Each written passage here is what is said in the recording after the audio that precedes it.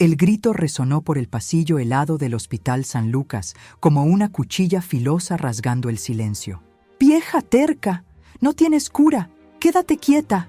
La enfermera apretó mi brazo con fuerza, sus ojos fríos perforando mi alma, mientras otros pacientes volteaban el rostro, avergonzados, y yo sentí la humillación quemar mi piel como fuego vivo. Pero entonces, una voz suave, cálida como abrazo de madre, susurró dentro de mi pecho con una certeza que desafiaba toda aquella crueldad.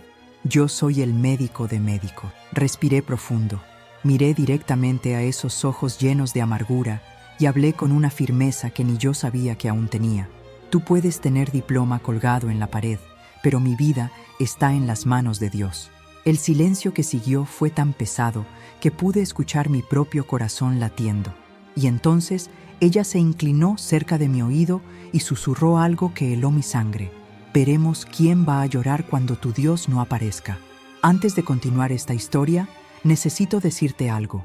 Si llegaste hasta aquí, es porque algo dentro de ti reconoce que existe poder en la fe, incluso cuando el mundo entero dice lo contrario.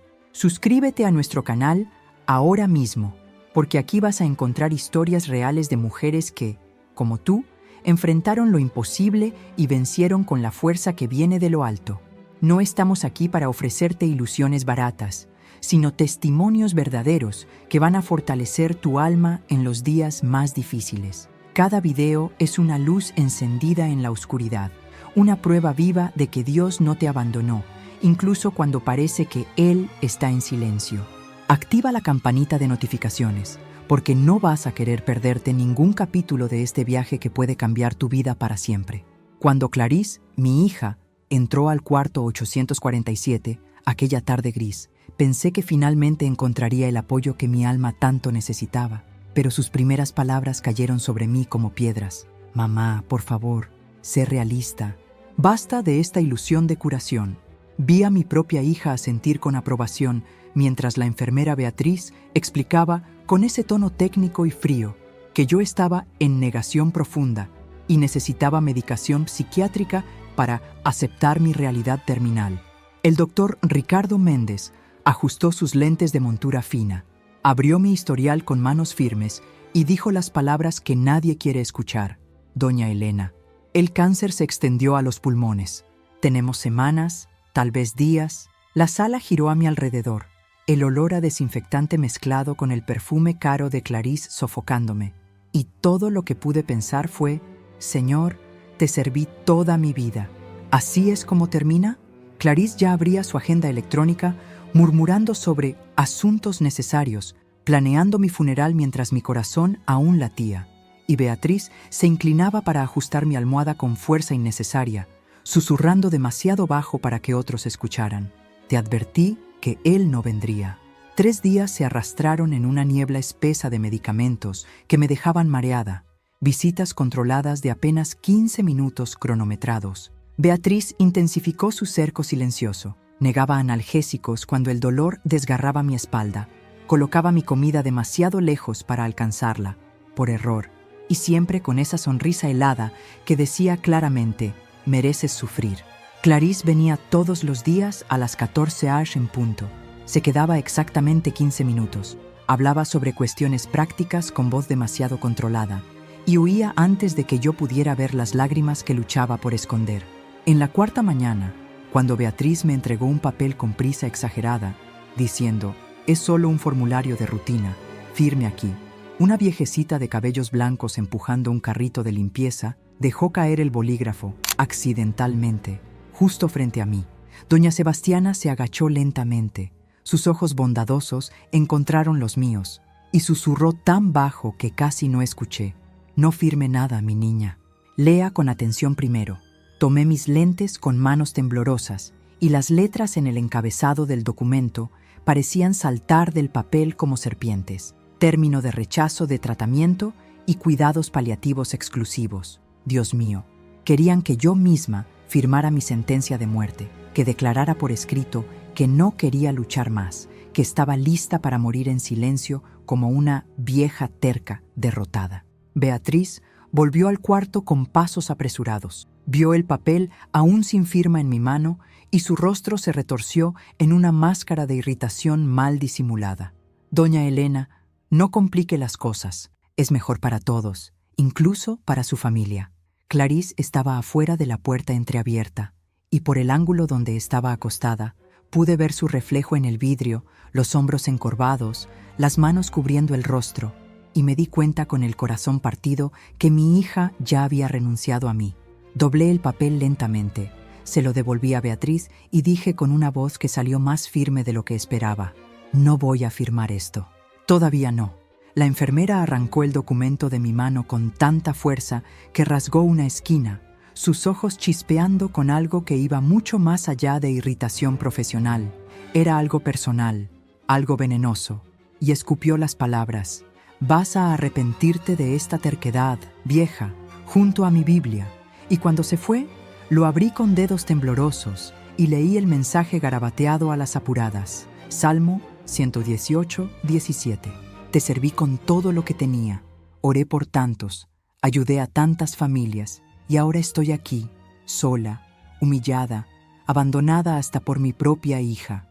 Las lágrimas rodaban quemando mi piel, mojando la almohada delgada del hospital, y por primera vez en 68 años de fe inquebrantable, sentí algo que me aterrorizó hasta los huesos. Duda. ¿Será que Beatriz tenía razón? ¿Será que yo era solo una vieja terca, aferrándose a ilusiones porque tenía miedo de enfrentar la muerte? ¿Será que Dios realmente me escuchaba? ¿O estaba hablando sola en ese cuarto vacío? Cerré los ojos con fuerza, intentando encontrar esa voz suave que había susurrado en el pasillo. Pero todo lo que encontré fue silencio. Un silencio tan profundo y vacío que parecía tragarse mi alma entera. El sonido de pasos suaves me despertó en medio de la madrugada, y cuando abrí los ojos asustada, vi a Clarice sentada en la silla junto a mi cama, mirando sus manos con expresión perdida, el rostro iluminado apenas por la luz tenue del corredor. «Mamá, ¿estás despierta?» Su voz era tan diferente, despojada de esa armadura corporativa, solo mi hija quebrada por el dolor. Yo no puedo hacer esto. No puedo quedarme aquí viéndote consumirte y fingir que todo está bien. Extendí mi mano temblorosa hacia ella, pero Clarice retrocedió como si mi toque quemara. Cuando papá murió, me dijiste que era la voluntad de Dios. Cuando Eduardo murió en ese accidente, me dijiste que Dios tenía un plan, y ahora estás muriendo. ¿Y aún quieres que crea que Dios es bueno? Sus ojos brillaban con lágrimas reprimidas de años. No aguanto más perder a quien amo, mamá.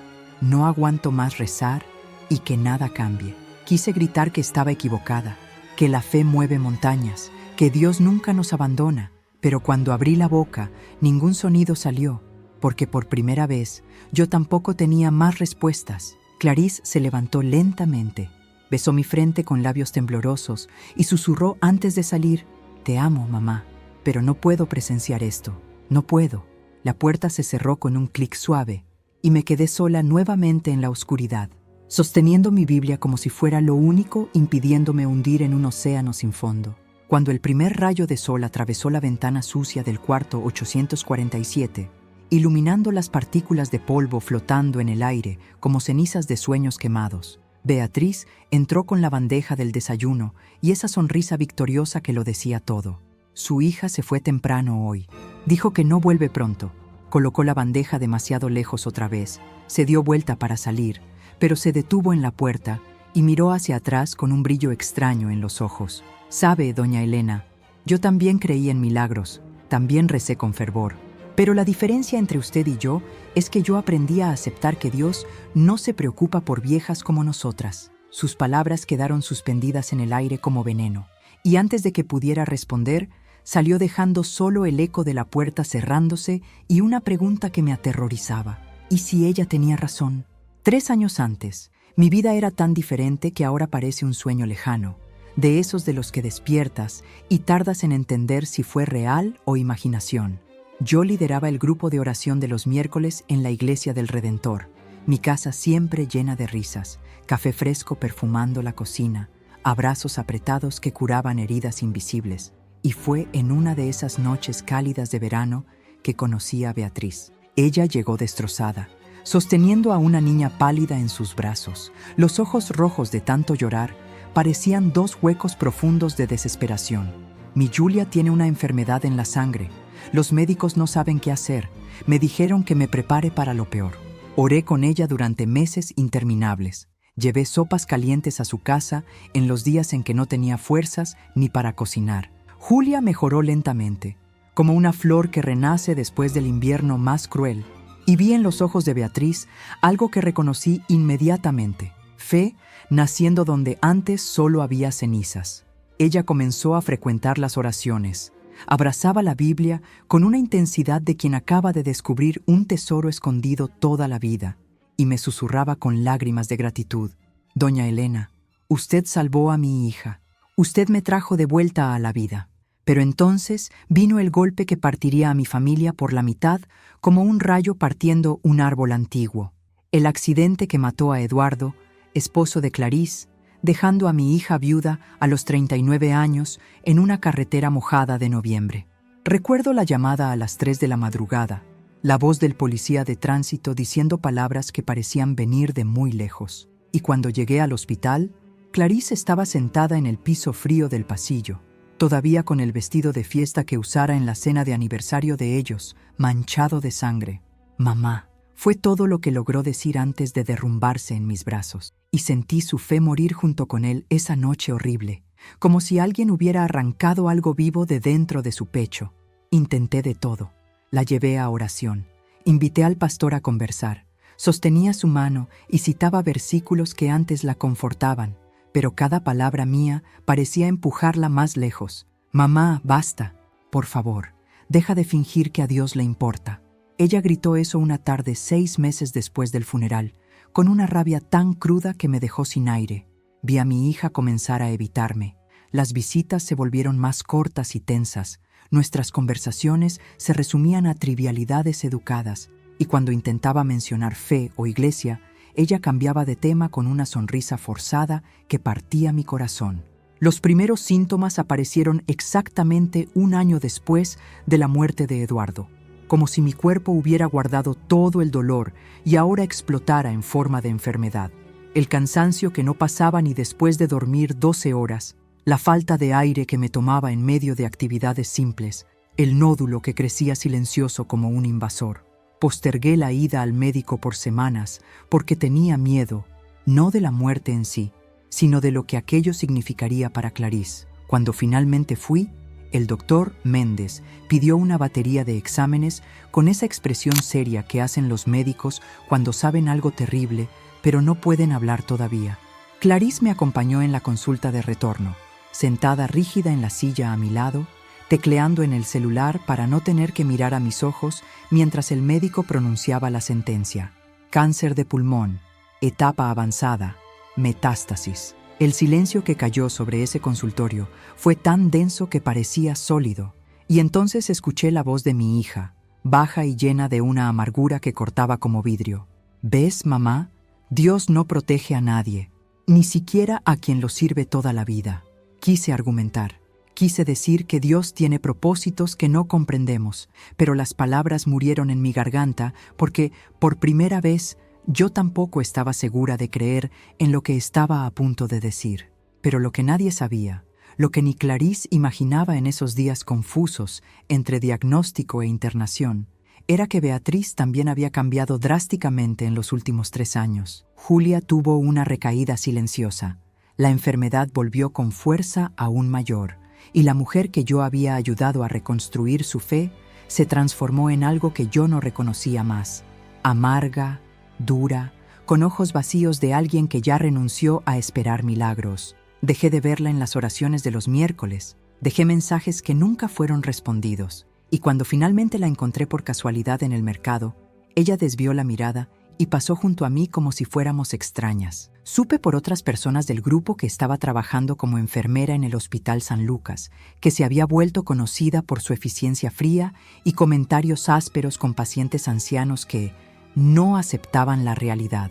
Una de las mujeres del grupo de oración susurró con preocupación: «Doña Elena, ella está diferente. Es como si algo hubiera muerto dentro de ella». Intenté llamar, mandé mensajes ofreciendo ayuda, pero Beatriz había construido un muro tan alto alrededor de sí misma que nadie lograba alcanzarla, y yo nunca imaginé que nuestros caminos se cruzarían nuevamente de esa forma horrible.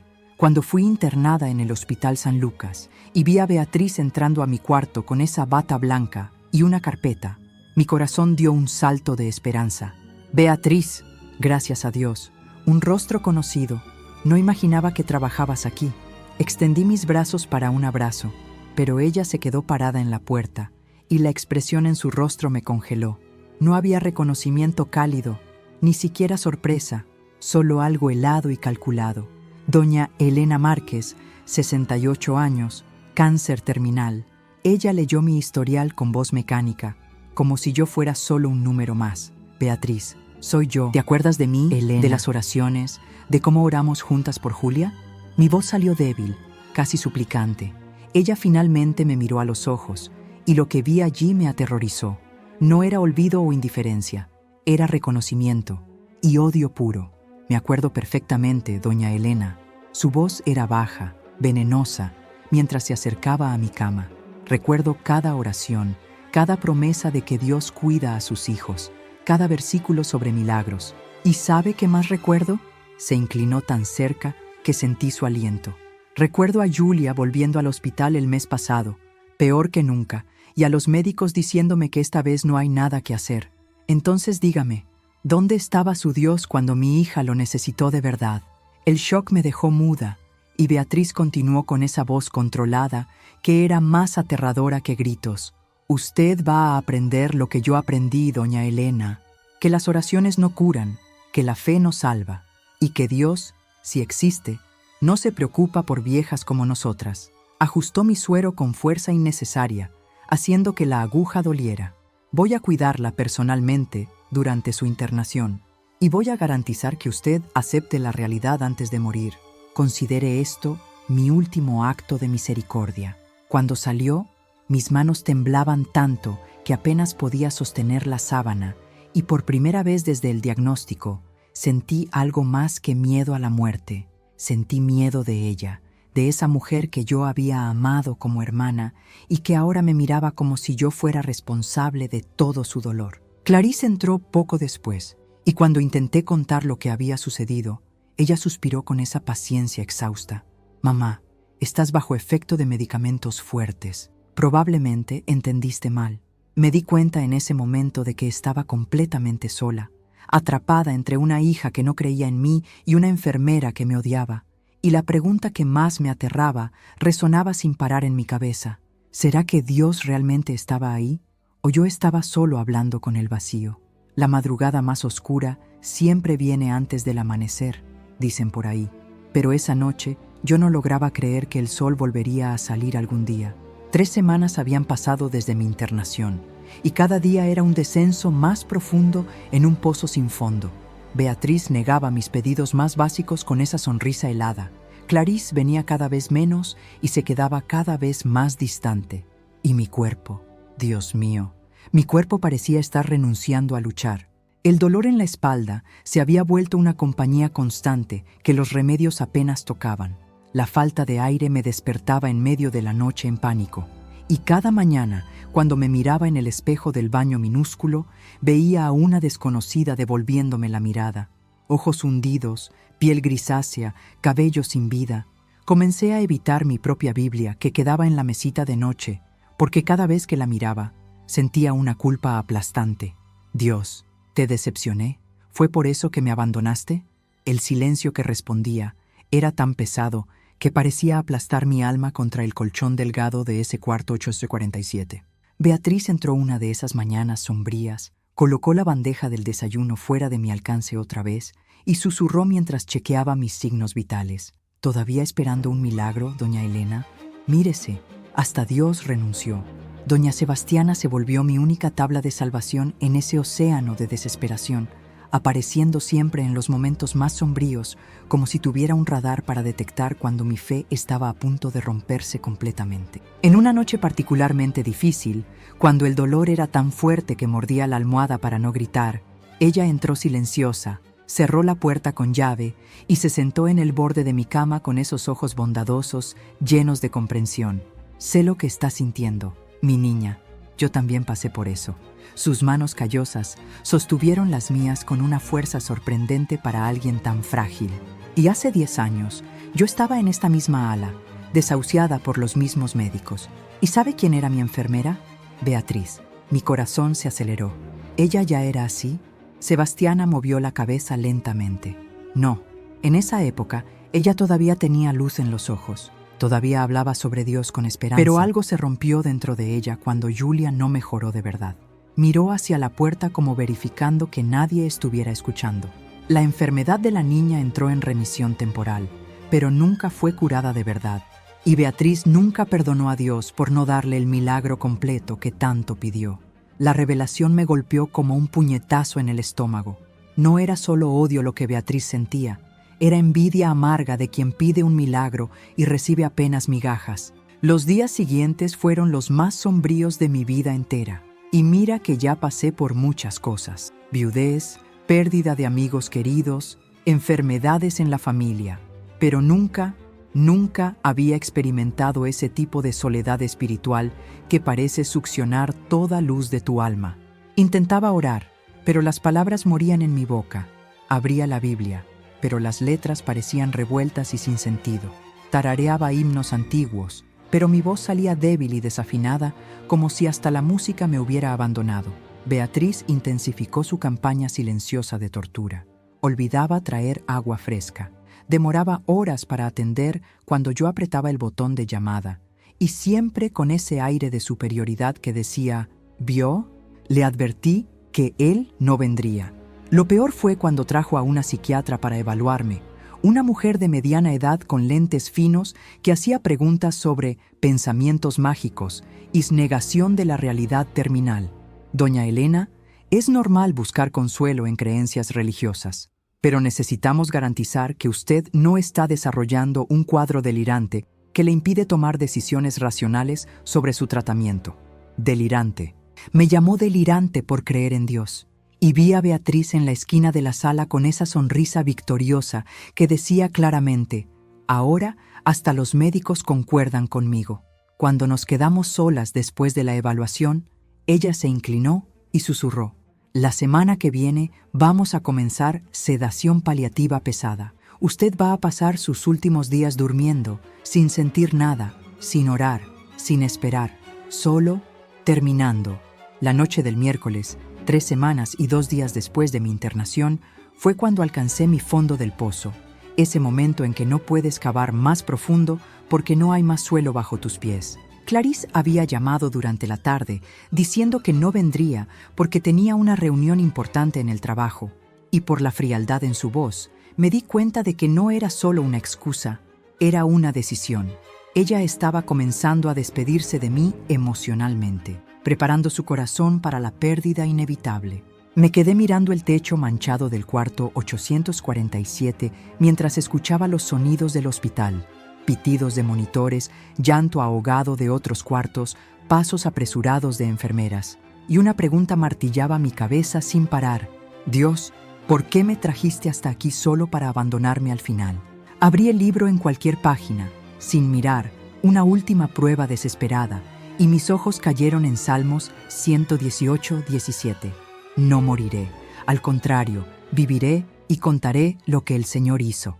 Las lágrimas cayeron sobre las páginas gastadas, esas mismas páginas que yo había leído 1000 veces, pero esa noche las palabras parecían burlarse de mí.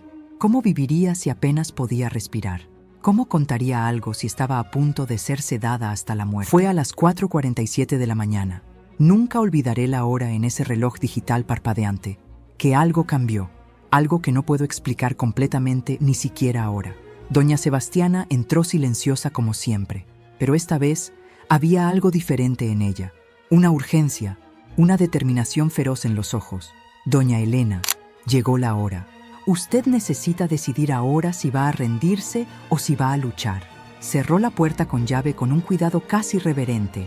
Se arrodilló al lado de mi cama y tomó mis manos con una fuerza que no combinaba con su edad. Yo no vine aquí solo para limpiar el piso, mi niña. Dios me mandó para impedir que usted se pierda. Sus palabras eran simples, pero cargaban un peso de verdad que hizo algo dentro de mí estremecerse. ¿Usted cree que Él la abandonó porque está sintiendo dolor? ¿Usted cree que fe significa nunca sufrir? Mire la cruz, doña Elena. Mire lo que Jesús pasó.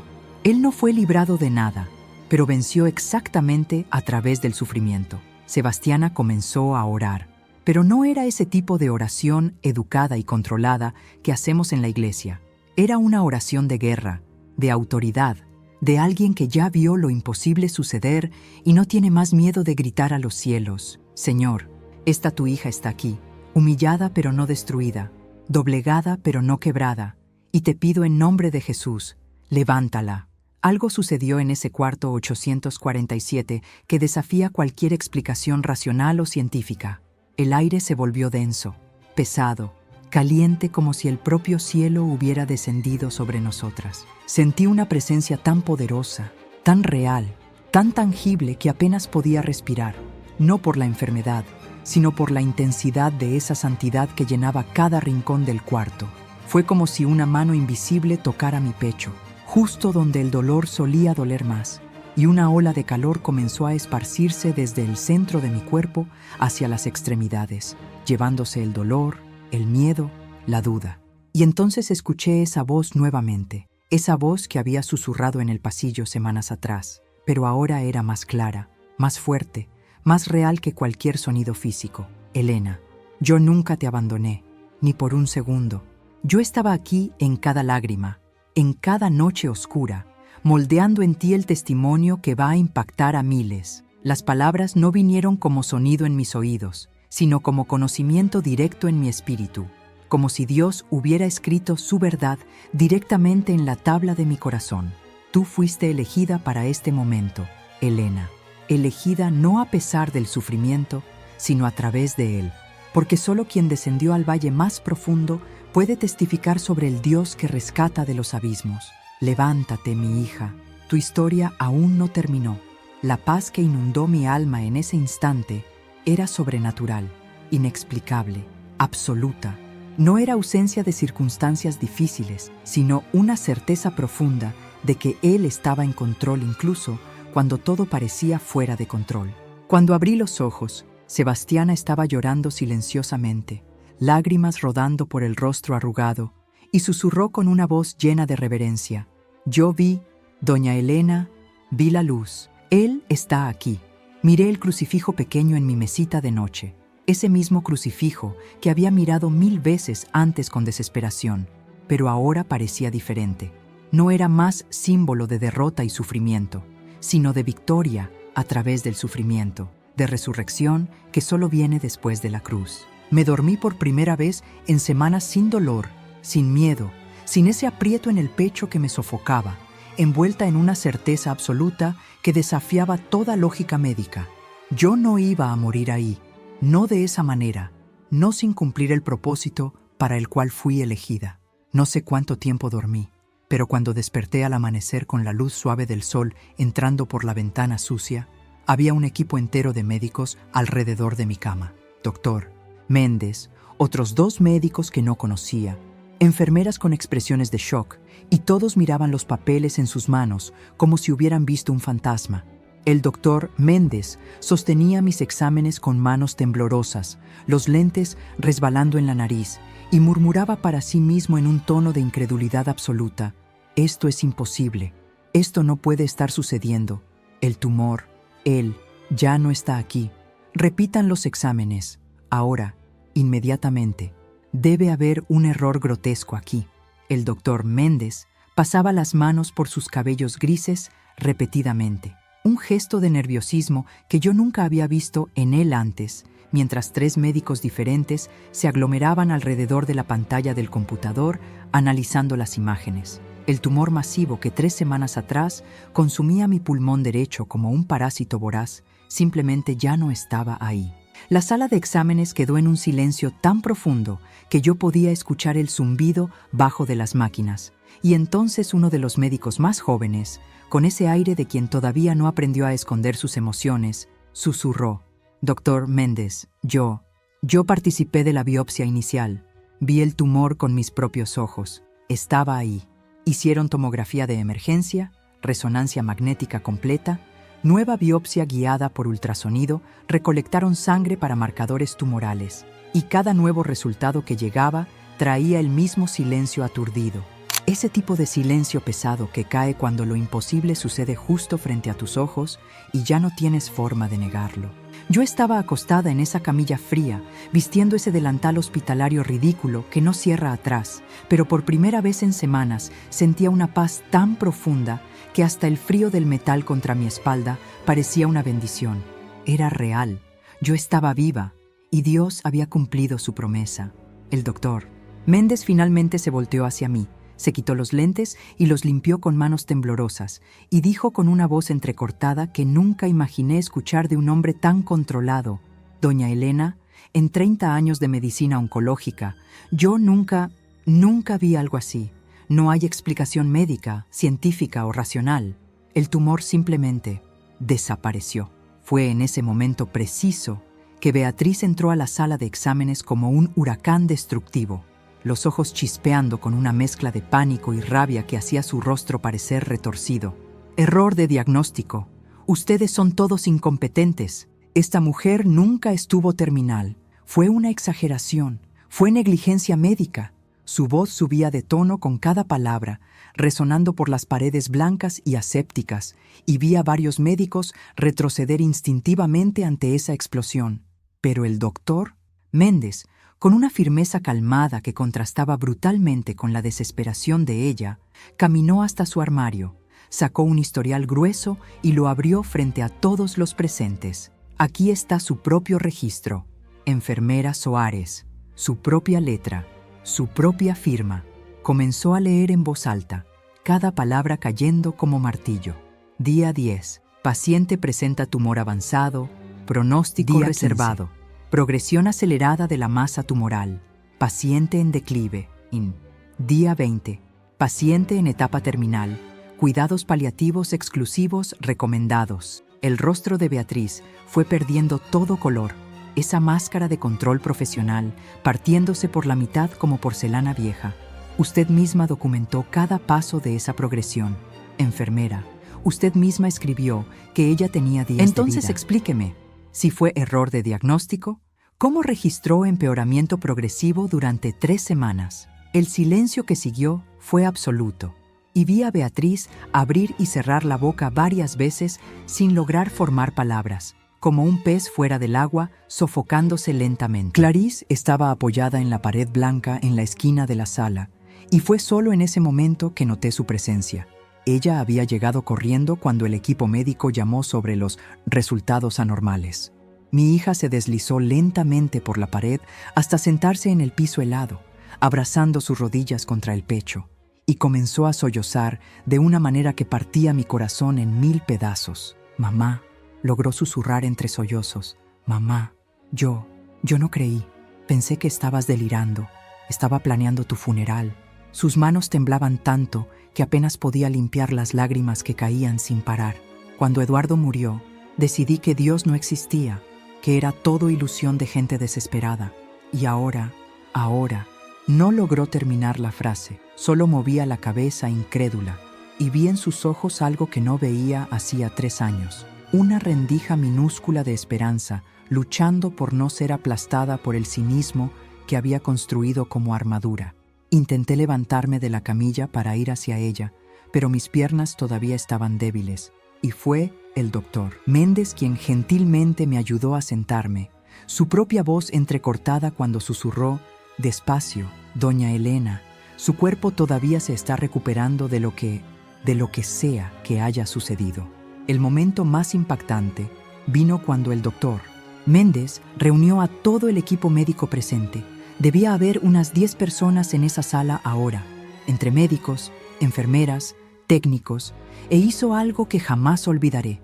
Se quitó los lentes nuevamente, limpió una lágrima rebelde que insistía en caer y dijo con una honestidad brutal que debe haberle costado su orgullo profesional: «Colegas, necesitamos admitir lo que estamos viendo. Esto no es remisión espontánea, no es error de diagnóstico. No es nada que nuestros libros de medicina logren explicar». Su voz temblaba ligeramente. «Yo soy un hombre de ciencia. Pasé mi vida entera confiando en datos, evidencias, protocolos. Hoy no Pero tengo hoy- explicación científica para lo que sucedió con doña Elena. Me miró directamente, y había algo diferente en sus ojos, algo que parecía reverencia mezclada con miedo. No sé lo que usted hizo, o lo que fue hecho por usted, pero sea lo que sea, está más allá de mi comprensión. Una de las médicas más jóvenes, una mujer de cabellos negros atados en una cola de caballo, dijo bajito: fue un milagro. No hay otra palabra. Y para mi sorpresa absoluta, varios otros médicos asintieron en silencio, como si finalmente se estuvieran permitiendo creer en lo imposible. Beatriz estaba congelada en el lugar, su rostro una máscara de horror creciente, y entonces hizo algo completamente inesperado. Soltó un grito ronco, gutural, que no era de rabia sino de algo mucho más profundo, desesperación pura y cruda de alguien, confrontando la evidencia de que estaba equivocada sobre todo. Ella salió corriendo de la sala y escuché sus pasos resonando por el pasillo, cada vez más distantes, y luego un ruido de algo cayendo y rompiéndose. 2 enfermeras corrieron detrás de ella, preocupadas, pero yo sabía lo que había sucedido. No era solo shock o vergüenza profesional, era el derrumbe de toda la estructura de amargura que había construido para sobrevivir a su propio dolor. El doctor Méndez me ayudó a volver al cuarto 847 y el camino por los pasillos fue surrealista.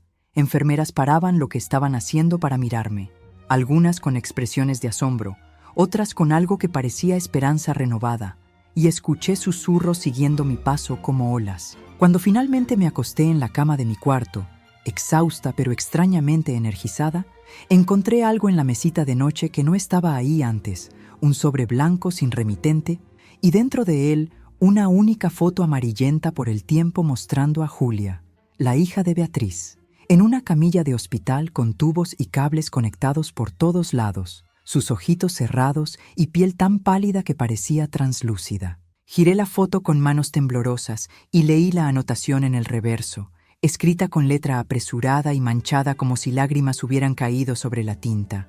Tú fuiste curada. Mi hija está muriendo de verdad ahora. ¿Cómo tu Dios elige quién vive y quién muere? ¿Cómo Él decide quién merece el milagro? La pregunta quedó suspendida en el aire como humo tóxico, y sentí mi corazón apretarse con un dolor diferente, no físico, sino emocional. El dolor de entender finalmente el origen de todo ese odio que Beatriz sentía por mí. Ella no me odiaba por ser irritante o terca, me odiaba porque mi curación era la prueba viva de que Dios podría curar, pero estaba eligiendo no curar a su hija, y aquello era una tortura que ni siquiera podía imaginar completamente. Doña Sebastiana entró silenciosa para cambiar mi ropa de cama, pero cuando nuestros ojos se encontraron, ella sabía que yo había visto la foto. Julia fue internada de emergencia anoche. Mi niña está en la UTI pediátrica, 3 pisos arriba. Está muy mal. Sus palabras eran suaves pero cargadas de peso. Beatriz no durmió nada. Se quedó al lado de la cama de la niña toda la noche, y cuando bajó para hacer su turno esta mañana y vio tus nuevos exámenes, Sebastiana no necesitó terminar la frase. Entendí perfectamente. Ver mi curación en el mismo momento en que su hija estaba muriendo debe haber sido la gota que colmó el vaso y rompió completamente la represa de dolor que sostenía hacía años. Tomé la foto nuevamente, miré a esa criatura sufriendo, y le susurré a Sebastiana con una determinación que me sorprendió a mí misma. Llévame hasta ella, llévame hasta Julia, ahora. La noticia de mi curación se esparció por el Hospital San Lucas como fuego en pasto seco durante sequía, y en menos de 24 horas ya se había transformado en leyenda susurrada por los pasillos, la vieja del 847, que los médicos desahuciaron y despertó curada. Pero Beatriz no se quedó en silencio llorando en un rincón como yo ingenuamente imaginé. En la mañana siguiente a los exámenes milagrosos, encontré un grupo de administradores del hospital en mi cuarto, todos con expresiones serias y carpetas, y el jefe de ellos, un hombre corpulento de traje azul marino, anunció: Doña Elena, la enfermera Soares levantó cuestiones serias sobre posible manipulación de historiales y fraude médico involucrando su caso. Las palabras cayeron sobre mí como piedras heladas. ¿Fraude? Pero, ¿cómo? Yo estaba muriendo. Mi voz salió débil, confusa. Necesitamos investigar completamente antes de dar el alta a la señora. Existen protocolos a seguir cuando casos inexplicables suceden. La manera en que dijo inexplicables dejaba claro que no creía en nada más allá de error humano o algo peor. De repente yo ya no era más la paciente milagrosamente curada, sino sospechosa potencial de algún esquema que ni siquiera entendía bien. Clarice, que estaba visitando cuando ellos llegaron, se levantó de la silla con esa postura de ejecutiva que usa cuando necesita luchar. Ustedes están sugiriendo que mi madre, una mujer de 68 años con cáncer terminal, documentado por 3 médicos diferentes, de alguna forma conspiró para... ¿Para qué exactamente? Pero hasta ella parecía insegura, y vi en sus ojos esa duda familiar. ¿Será que había sido real? ¿O había alguna explicación racional que todavía no encontramos? Los gritos de Beatriz resonaban por los pasillos a cualquier hora del día, siempre que veía médicos conversando en grupos o enfermeras comentando sobre mi caso. Soborno, confabulación. Ella siempre fue manipuladora. Convencía a todos con ese aire de santita. Pero esto es fraude médico descarado. Comenzó a abordar funcionarios individualmente, plantando semillas de duda con la habilidad de quien conoce cada debilidad del sistema. Piensa bien, una paciente terminal que, milagrosamente, se cura justo cuando estaba a punto de ser sedada. Demasiado convenientes, ¿no? Escuché de una enfermera más joven, que todavía tenía compasión en los ojos, que Beatriz estaba mostrando a cualquiera que escuchara estadísticas de remisiones espontáneas raras, casos de diagnósticos exagerados, hasta teorías sobre placebo y poder de la mente. Ella está diciendo que usted nunca estuvo tan mal como los exámenes mostraron, que alguien adulteró resultados para no sé qué. ¿Crear publicidad para el hospital? ¿Para validar creencias religiosas? La enfermera movía la cabeza, confusa ella misma. De repente, esas mismas personas que me miraban con reverencia, ahora me miraban con sospecha. ¿Será que esta vieja está mintiendo? ¿Será que fue todo una farsa? El veneno de la duda es así. Una vez plantado, crece rápido y sofoca todo alrededor. Vi médicos que habían presenciado mi curación comenzar a evitar mi mirada en los pasillos, como si tuvieran vergüenza de haberse dejado llevar por la emoción del momento, y el doctor Méndez fue llamado a reuniones interminables con la administración para explicar las inconsistencias en mi caso. Lo peor vino 3 días antes de mi alta médica programada, cuando Clarice entró al cuarto con una expresión que no lograba descifrar. No era rabia ni alegría, era algo en el medio, algo roto. Se sentó lentamente en la silla de plástico incómoda, colocó la cartera de cuero cara en el piso y se quedó unos buenos 30 segundos solo mirando sus propias manos antes de hablar. Mamá, Beatriz me buscó hoy. Mi corazón dio un salto. Si ella me mostró cosas. Clarice sacó algunos papeles impresos de la cartera, estadísticas médicas, estudios de caso, gráficos complicados. Existen casos raros, muy raros, de remisión espontánea en cánceres. A veces el cuerpo simplemente reacciona. Su voz era demasiado controlada, ese tono profesional que usa cuando está intentando no sentir. Y ella me mostró otros casos donde diagnósticos fueron exagerados, o mal interpretados, o no logró terminar, pero vi en sus ojos el conflicto desgarrador, la parte que quería creer en el milagro, luchando contra la parte que tenía miedo de ser idiota de nuevo, de poner fe en algo y ser aplastada por la decepción. Clarice, tú estabas ahí, viste a los médicos llorando, viste al doctor Méndez diciendo que no tenía explicación. Intenté sostener su mano, pero ella retrocedió gentilmente. Lo sé, mamá, lo vi, pero ¿y si todos nosotros estábamos tan desesperados que vimos lo que queríamos ver? ¿Y si fue solo medicina y nosotros lo transformamos en milagro porque necesitábamos creer en algo? La duda de mi propia hija dolió más que cualquier cosa que Beatriz pudiera haber hecho directamente, porque significaba que el veneno había infiltrado hasta el lugar más sagrado, mi familia. Clarice continuó, y yo podía ver que cada palabra le costaba un pedazo del alma. Beatriz también me dijo que tú puedes haber tenido diagnóstico exagerado inicialmente, y que tu cuerpo simplemente mejoró naturalmente, y que ahora estás siendo manipulada, o manipulando a otros, para crear esta narrativa de milagro que que puede dar falsas esperanzas a otros pacientes terminales que van a sufrir aún más cuando se den cuenta de que los milagros no suceden para todo el mundo. Era un argumento bien construido, diabólico en su lógica retorcida. Transformar mi curación en algo cruel, en algo que causaría más dolor que alegría. Vi a Clarice luchar contra las lágrimas. Mamá, quiero creer. Dios sabe cuánto quiero, pero tengo tanto miedo de poner mi fe de nuevo en algo y descubrir que era mentira, que era solo coincidencia médica vestida de milagro. Finalmente me miró a los ojos, y lo que vi allí me destruyó. No era descreimiento, era terror puro de esperanza. Dime que fue real, mamá. Dime de una manera que no pueda dudar, porque si creo de nuevo y estoy equivocada, no sobrevivo a eso. Quise gritar que había sido real, que Dios me había tocado, que ninguna estadística médica explicaba lo que sucedió en ese cuarto a las 4:47 de la mañana, pero las palabras murieron en mi garganta porque me di cuenta de algo horrible. Beatriz no estaba solo intentando destruir mi reputación, estaba intentando robar el milagro antes de que pudiera transformar otras vidas, especialmente la vida de mi hija. El día de mi salida programada del hospital, desperté a las 6 de la mañana con un presentimiento malo martillando en el pecho, ese tipo de intuición que viene de años viviendo y aprendiendo a leer señales. Me vestí despacio con la ropa que Clarice había traído, una blusa azul clara, pantalón cómodo, y me quedé sentada en el borde de la cama esperando, sabiendo que algo estaba a punto de suceder. A las 8:30, cuando bajé con mis pocas cosas en una bolsa, encontré la recepción del hospital completamente transformada. Había reporteros de al menos 3 canales de TV locales, cámaras enormes, micrófonos con esas espumas grises, y en el centro de todo, como una araña en medio de la telaraña, estaba Beatriz. Me vio saliendo del ascensor y sus ojos brillaron con un triunfo sombrío. Y fue cuando me di cuenta de la trampa que había preparado cuidadosamente.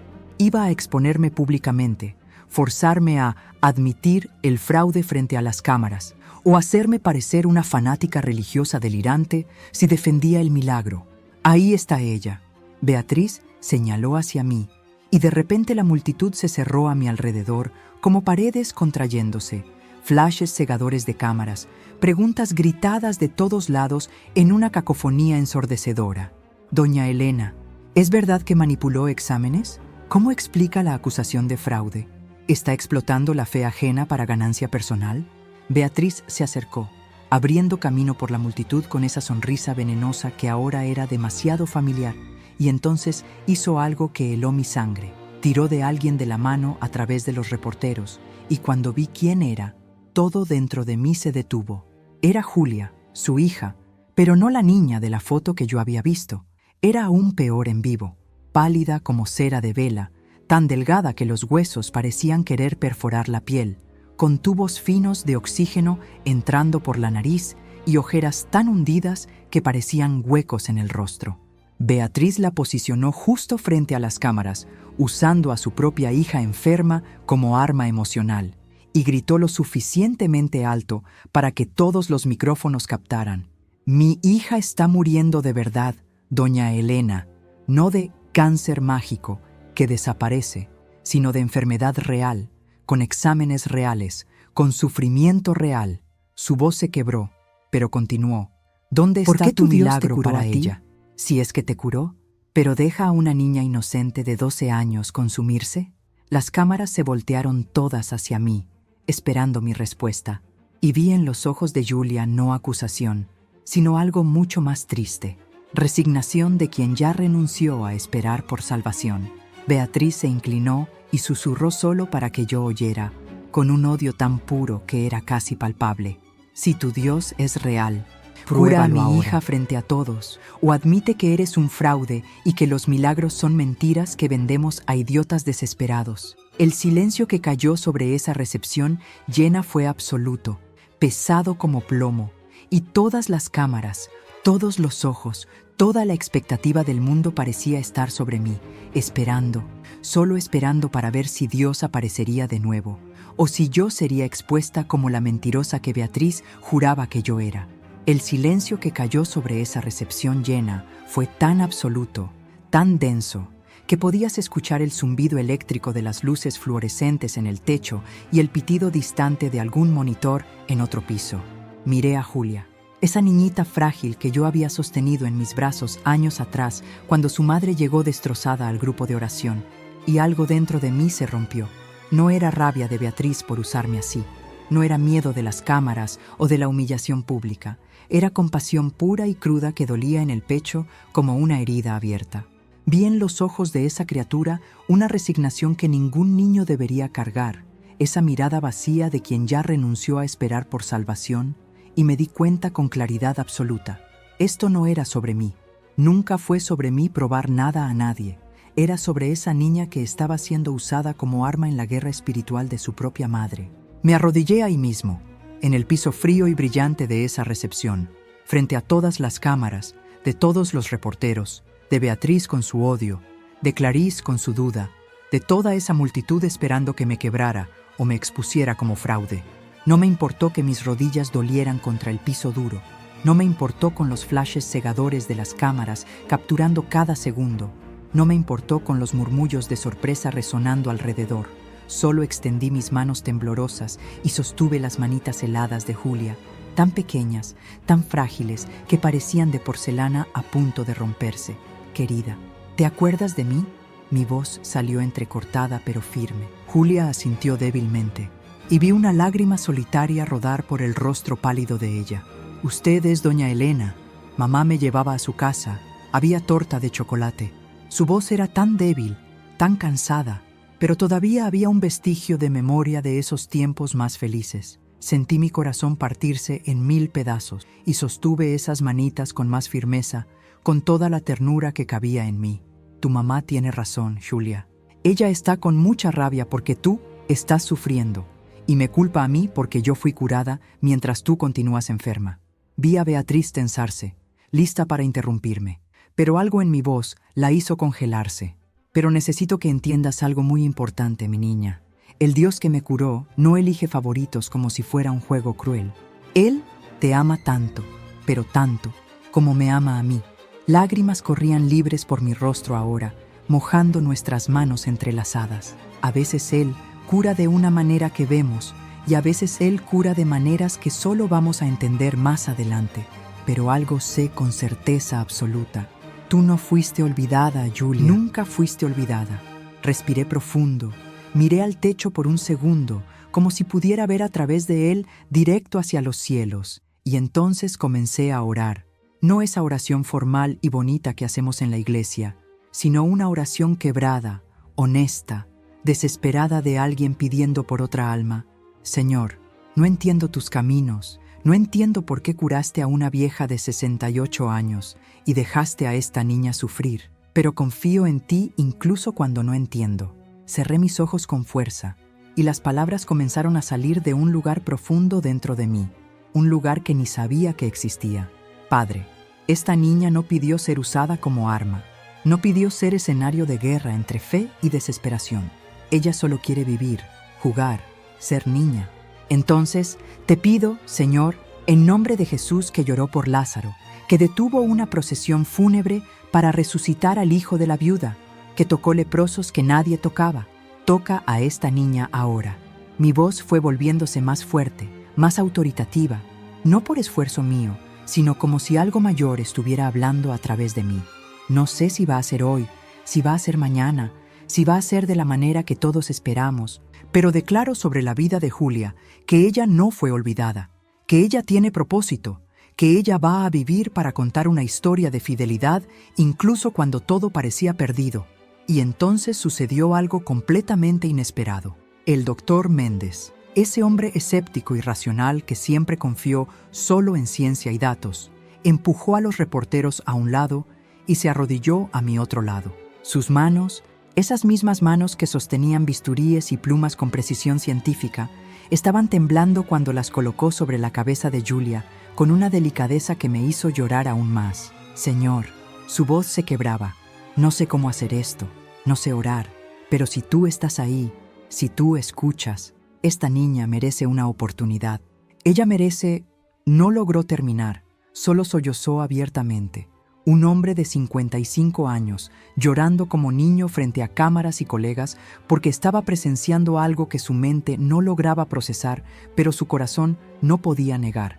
Y entonces, como si una compuerta hubiera sido abierta, otras personas comenzaron a acercarse. Primero una enfermera joven que siempre me sonreía en los pasillos, después un técnico de laboratorio, después pacientes que estaban en la recepción esperando consultas, después guardias del hospital. Después hasta algunos de los reporteros bajaron sus cámaras y se acercaron. Se formó un círculo espontáneo y orgánico alrededor de nosotras, y esa recepción fría e institucional del Hospital San Lucas se transformó en algo sagrado, en un santuario improvisado donde extraños se unían en oración por una niña que ninguno de ellos conocía realmente.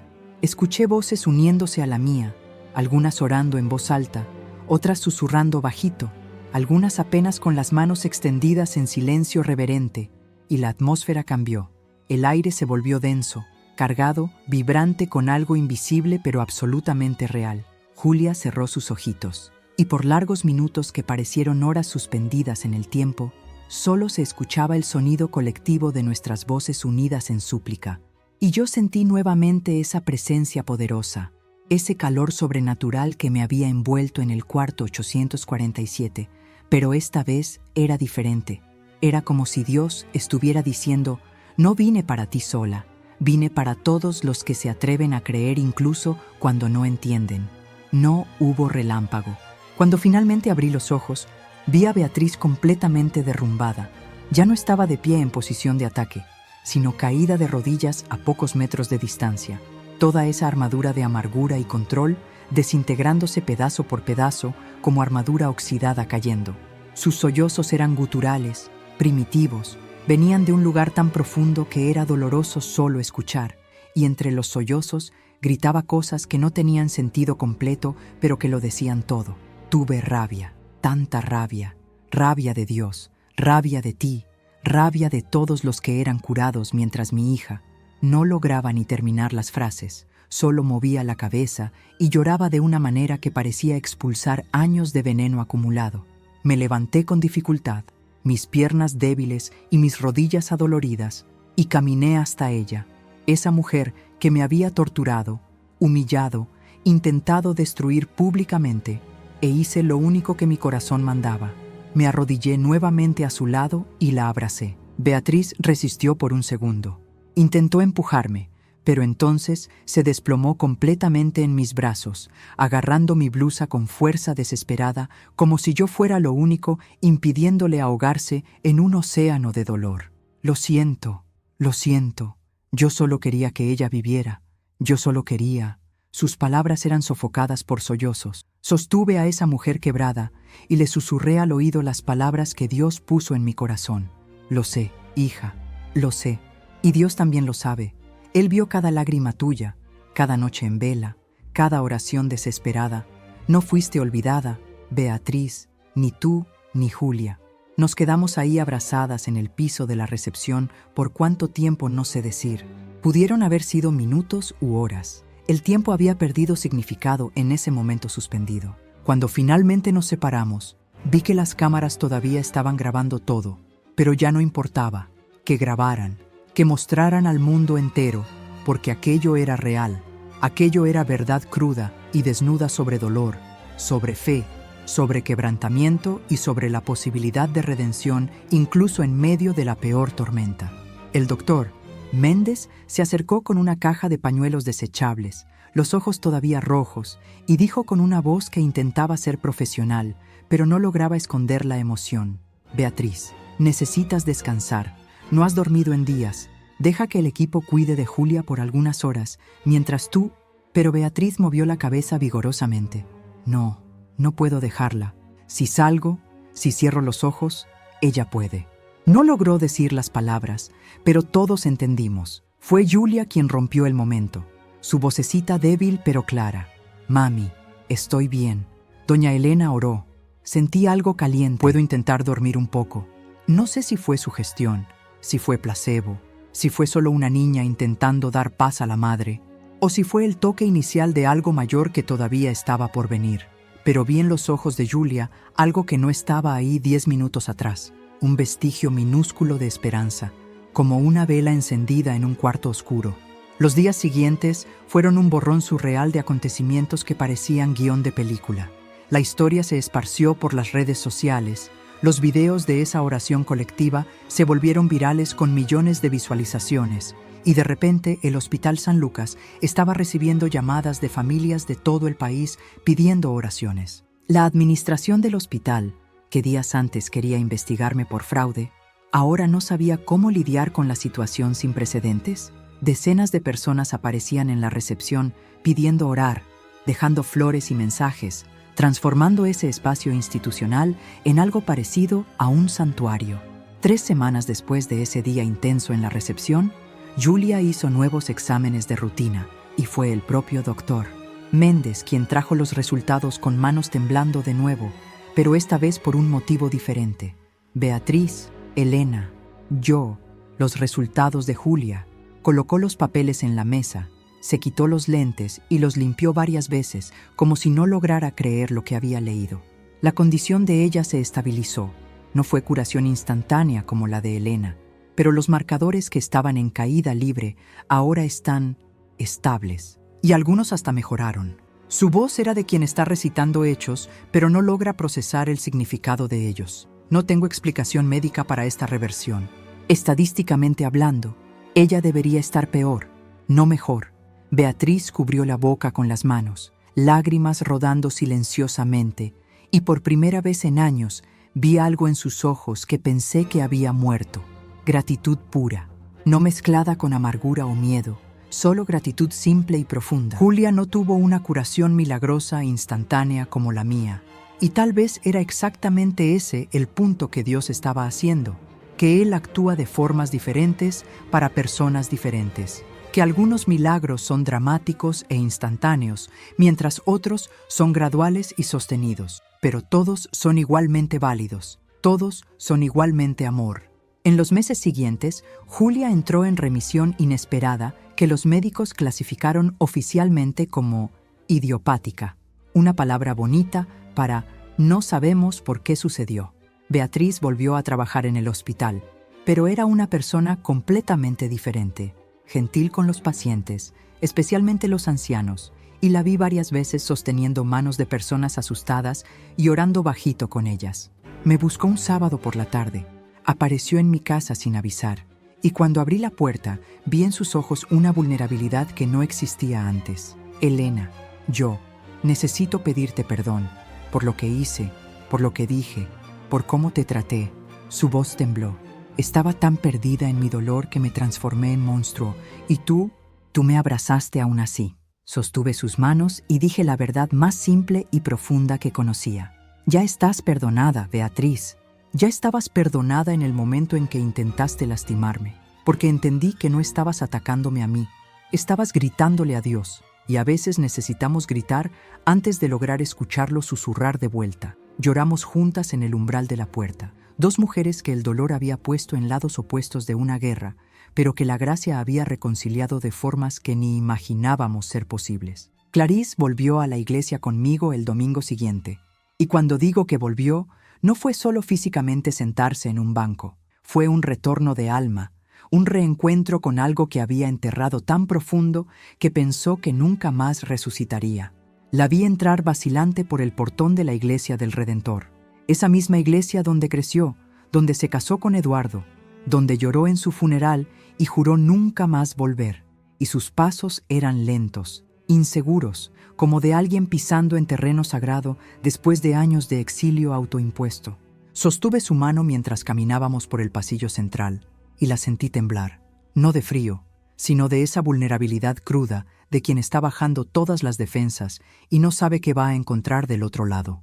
El pastor Marcos, un hombre de cabellos grises que conocía a nuestra familia hacía décadas, nos vio y sus ojos se llenaron de lágrimas inmediatas. Bajó del púlpito en medio de la preparación del culto y vino hasta nosotras con ese abrazo apretado de quien reencuentra a una oveja perdida que nunca dejó de buscar. Clarice, mi hija, volviste. Su voz temblaba de emoción genuina y vi a mi hija desplomarse completamente.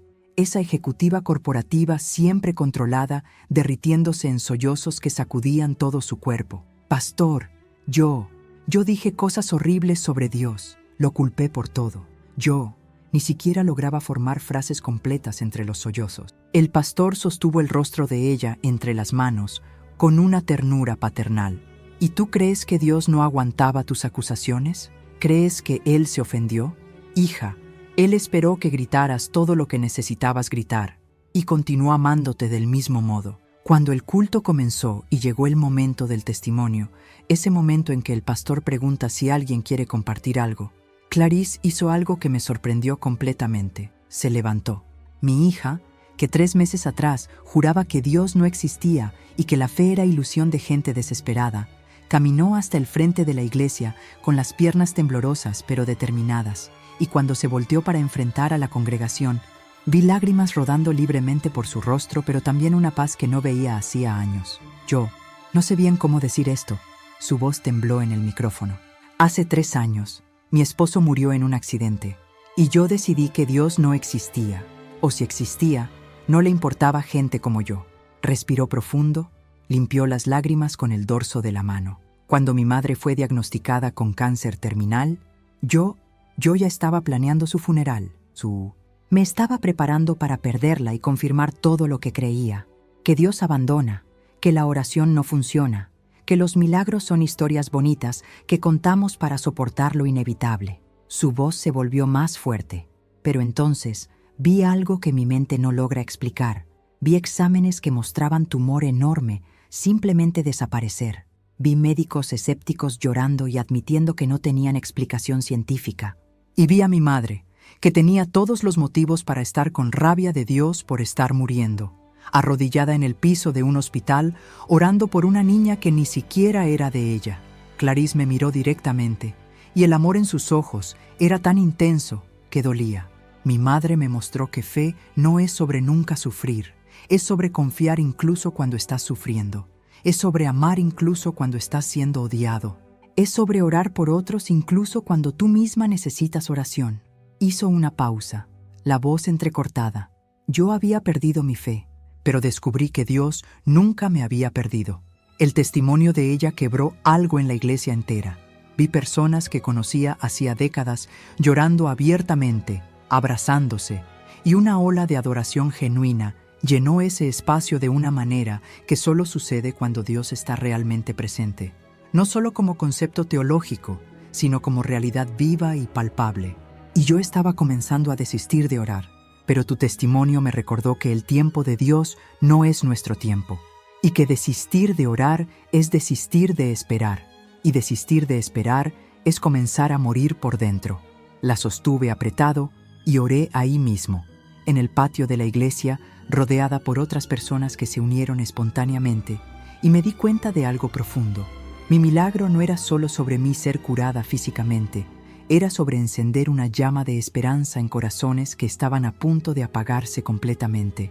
Mi propósito no era probar que Dios existe para escépticos, era recordar a los que ya creían, pero estaban cansados, heridos, desilusionados, que Él todavía está vivo, todavía está actuando, todavía está transformando imposibles en posibles. En los meses que siguieron, mi vida se transformó de maneras que nunca podría haber previsto o planeado. El Hospital San Lucas, después de toda la investigación y confusión inicial, acabó reconociendo oficialmente mi caso como remisión espontánea inexplicable, una clasificación médica elegante para no sabemos qué sucedió, pero sucedió. El doctor Méndez me buscó para una conversación privada en un café cerca del hospital, y cuando nos sentamos con nuestras tazas humeantes, vi en él una transformación tan profunda como la mía propia. Doña Elena, pasé 30 años confiando apenas en ciencia, en datos, en evidencias, y en pocos minutos con usted, todo lo que construí fue no destruido, sino expandido. Movía el café distraídamente. No me volví un fanático religioso de repente. Todavía soy médico, todavía confío en protocolos, pero ahora sé que existe algo más allá de lo que puedo medir o cuantificar.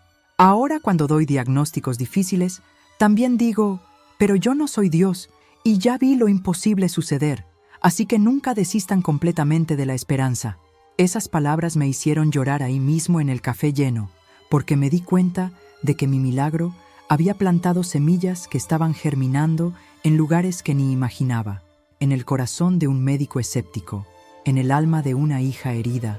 Beatriz y Julia se volvieron parte constante de mi vida de maneras inesperadas y hermosas. Julia, que entró en remisión estable, volvió a estudiar, volvió a jugar, volvió a ser niña, y siempre que me veía, corría a abrazarme con esa fuerza desproporcionada de niña feliz, gritando, «Doña Elena, Doña Elena», como si yo fuera una tía querida que no veía hacía tiempo. Beatriz, transformada de antagonista en aliada, comenzó a liderar un grupo de apoyo en el hospital para familias de pacientes terminales, no un grupo religioso formal, sino un espacio donde personas podían ser honestas sobre rabia, sobre duda, sobre el terror de perder a quien aman, sin juicio. Me invitó a hablar en ese grupo algunas veces y fue una de las experiencias más difíciles y gratificantes de mi vida. Mirar a los ojos de personas en la misma desesperación en que ella había estado, en el mismo lugar sombrío donde yo estuve, y decir con honestidad brutal, no sé por qué fui curada y otros no son. No tengo respuestas fáciles o teología bonita que explica el sufrimiento, pero sé que Dios está presente incluso cuando parece ausente, y que nuestro dolor no lo ofende, lo conmueve. Vi a tantas personas llorar, no porque ofrecía soluciones mágicas, sino porque ofrecía permiso para sentir lo que sentían sin fingir que fe significa siempre sonreír y siempre tener certeza. Doña Sebastiana, mi ángel terrenal que aparecía siempre en las horas más oscuras, continuó su trabajo silencioso de limpieza en el hospital, pero ahora todos sabían quién era, la mujer que oró por Elena, la mujer que también fue curada hace 10 años, la mujer que cree en milagros porque vivió uno. El reencuentro más emocionante vino 6 meses después de todo, en una tarde lluviosa de otoño que tiñó el cielo de gris melancólico. Clarice apareció en mi casa con una expresión que no lograba leer. No era tristeza, no era alegría simple, era algo más profundo, más complejo. «Mamá, yo necesito mostrarte algo». Abrió la cartera y sacó una cajita de terciopelo azul marino, de esas que guardan joyas preciosas, y cuando abrió, vi dentro la alianza de casamiento de Eduardo, esa misma alianza que había jurado nunca más tocar porque dolía demasiado. Logré sostenerla hoy sin sentir apenas dolor. Su voz era suave, maravillada. Por primera vez en 3 años, logré recordar a Eduardo y sentir gratitud por el tiempo que tuvimos, en vez de solo rabia por el tiempo que fue robado. Lágrimas rodaban por su rostro, pero eran diferentes. Eran lágrimas de curación, no de herida abierta. ¿Y sabes por qué lo logré? Porque tú me mostraste que es posible atravesar el dolor sin dejar que te transforme en algo amargo, que es posible sufrir sin perder la capacidad de amar. Colocó la cajita a un lado y me abrazó apretado y susurró en mi oído: «Gracias por no desistir de Dios incluso cuando yo desistí. Gracias por sostener la fe por las dos cuando yo no podía cargar la mía. Me salvaste, mamá», de una manera que va mucho más allá de estar viva físicamente. Lloramos juntas, abrazadas, madre e hija reconciliadas, no solo una con la otra, sino con la vida, con Dios, con la posibilidad de esperanza incluso después de tragedia.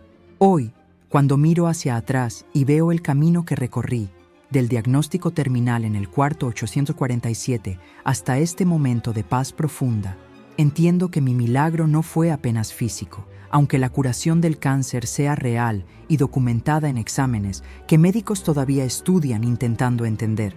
Mi milagro verdadero fue multifacético, como un diamante que refleja luz en 1000 direcciones diferentes. Fue el rescate de la fe de una hija que había perdido esperanza. Fue la liberación de un alma amargada que se estaba ahogando en odio. Fue la conversión suave de un médico escéptico que aprendió a ver más allá de los microscopios. Fue la estabilización misteriosa de una niña que estadísticamente debería haber muerto. Mi cuerpo fue curado en un momento sobrenatural a las 4:47 de esa madrugada, pero mi alma fue siendo curada a lo largo de todo el proceso, en la humillación que me enseñó humildad real, en el dolor que me conectó con el dolor ajeno, en la noche oscura que me preparó para apreciar la luz. en la dependencia completa que me forzó a confiar cuando el control era imposible.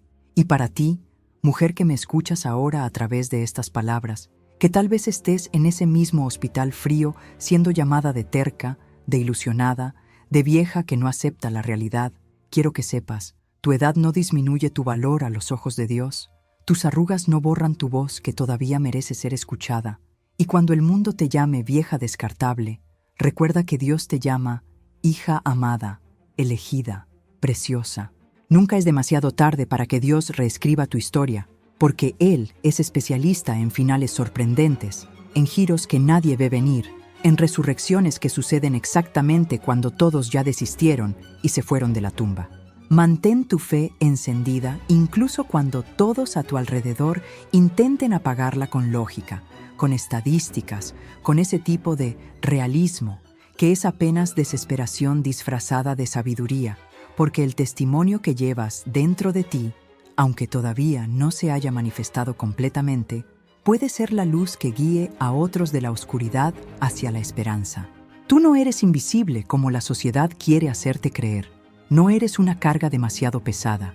No eres terca por creer en milagros. Eres templo del Dios vivo, morada del Espíritu Santo, portadora de una dignidad que ninguna enfermedad puede robar y ninguna humillación puede destruir. Tú no eres descartable, como ese sistema hospitalario frío a veces trata a ancianos, como si fueran números de cama esperando desocupar lugares. Eres elegida desde antes de la fundación del mundo, conocida por nombre, contada entre los hijos de Dios que Él jamás abandona. Y tu milagro, sea físico y dramático como el mío, o silencioso y gradual como el de Julia, o emocional y relacional como el de Clarice, o espiritual e interno como el de tantos otros, tu milagro puede estar a una oración de distancia, a un momento de rendición completa, a un instante de decidir que vas a confiar incluso cuando no ves el camino, incluso cuando duele demasiado, incluso cuando todos dicen que estás siendo ilusionada. Porque fe verdadera no es sobre tener todas las respuestas, es sobre confiar en quien tiene las respuestas, incluso cuando Él elige no compartirlas todavía, incluso cuando el silencio parece eterno, incluso cuando la cruz viene antes de la resurrección.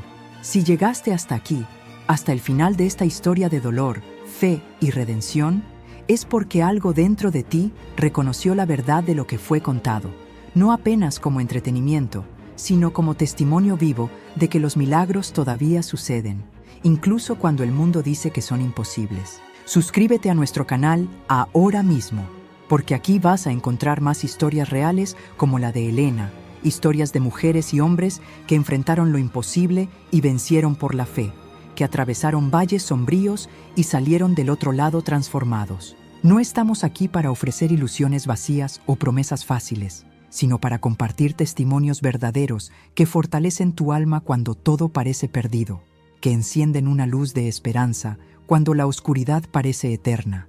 Activa la campanita de notificaciones para no perderte ninguna historia que puede ser exactamente la palabra que necesitas escuchar en el momento más difícil de tu vida.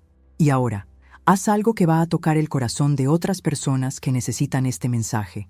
En los comentarios aquí abajo, escribe apenas «Yo creo en milagros». Esa frase simple va a hacer que otras personas que están navegando por los comentarios se detengan, hagan clic en el video y lo vean hasta el final, porque van a percibir que algo poderoso sucedió aquí, algo que transformó vidas reales. Tu fe declarada públicamente puede ser el empujón que alguien necesita para no desistir hoy.